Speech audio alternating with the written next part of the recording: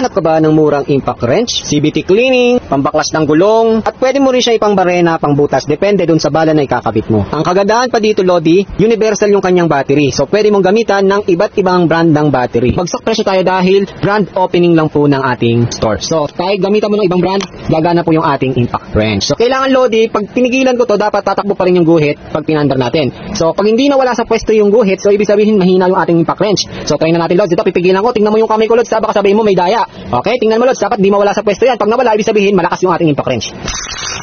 Ayan, nakita mo, Lods, nanginginig na ng husto yung kamay ko, pero nawala po yung guhit natin sa tamang pwesto. Habulin mo na yung pagkakataon. Grand opening price lang. Basta ang hiling lang daw ni Seller, Lodi, i-5 star mo po yung product niya. Kaya pag dumating to sa'yo, Lodi, ha, i-5 star mo kaagad. Para naman makabawi-bawi ka. Sobrang sulit. Napakamura, Lods. Ano pa bang inaantay mo, Lods? I-click mo na tong ating yellow basket para meron ka na nito.